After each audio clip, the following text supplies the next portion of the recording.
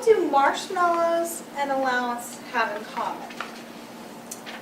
If it's allowance day and you forget to get cash to pay your kids, you can pay them in marshmallows.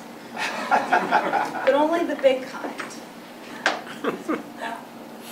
Fellow Toastmasters and most welcome guests, these two items can actually help you teach your children about financial literacy.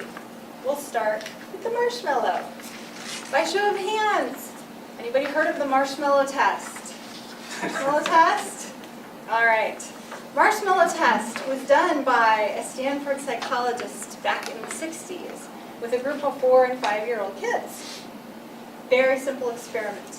Bring the child in the room, give the child a marshmallow. You say, you can have the one marshmallow now, or I'm going to leave and come back in a few minutes, and if the marshmallow is still there, you can have a second marshmallow. So here's what you would see, right? Leave the child alone in the room. Even before you left some of those kids alone in the room, they had devoured the marshmallow before the instructions were even given by the teacher. That was one group of kids. Another group of kids, these are the ones that the marshmallow would be sitting on the plate in front of them.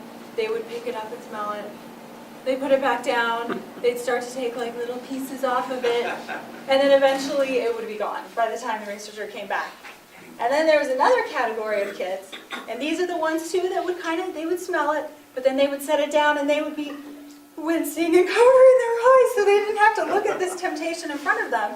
But ultimately, they didn't eat it. Came back, they got their second marshmallow, and then they devoured them both at the same time. So there's 3 reasons that the marshmallow test was conducted. The first was to see who could resist that temptation in front of them. The second was to see who could delay their gratification. And third, and most importantly, to give the researchers a good laugh. Google marshmallow test. Laughing aside, they actually followed these kids, these 4- and 5-year-old kids. And what they found was that the ones who had delayed their gratification, that could wait to get their second marshmallow, had higher SAT scores, lower body mass index, and more fruitful college and career paths. Delayed gratification. This is the first part of our allowance s'more. So we'll set that to the side, and now let's talk about allowances. The dreaded A word for many parents, because they never know what to do. There's one school of thought around allowances, parents that pay their kids for doing chores. So they get their allowance every week if they get their chores done. Well, what if they don't get their chores done? Do you not pay them their allowance? And then, personally, in some research that I've done, kids might begin to associate earning money with things that aren't fun, like doing chores. So that's one potential thing to think about with that school of thought. The other school of thought, however, is much more problematic. And these are the parents that just don't know what to do, so they just give their kids allowance just because. So the kids get the allowance, and they start to actually feel entitled. And they've actually done research on these kids, and these kids are much worse off with their money because they are not associating getting that money with anything.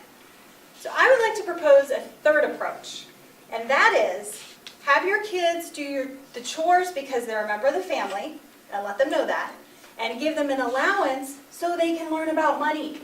And tell them, I'm giving you an allowance every week so you can learn about money.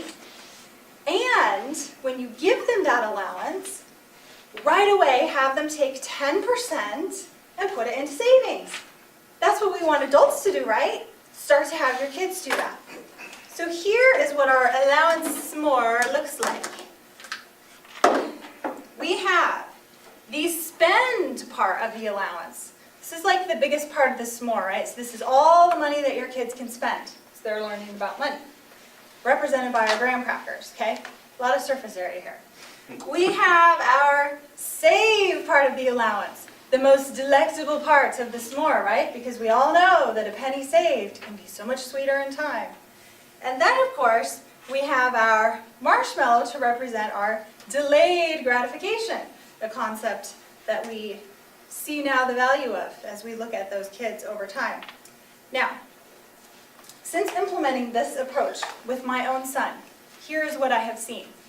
He started out, he would get his allowance, he would get his, save part, go put it in his savings, and then he would just blow. he would blow that $5 on something like stickers or a small toy or something like that he would be sick of the next day.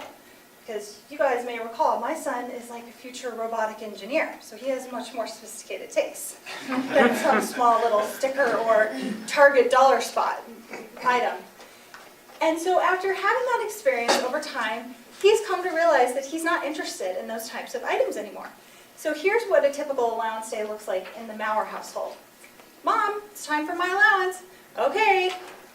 Takes the saved money, goes and puts that away. Mom, I've got 2 5s. Can I get a 10?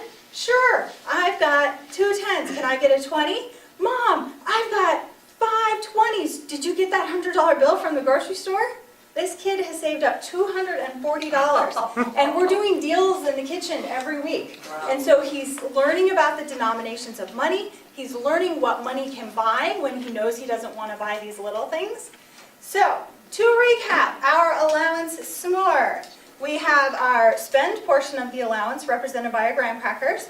The chocolate bar represents our save portion, and of course our marshmallow is our delayed gratification. So if our kids can learn to save up their allowance and buy larger things, they'll be better off in life.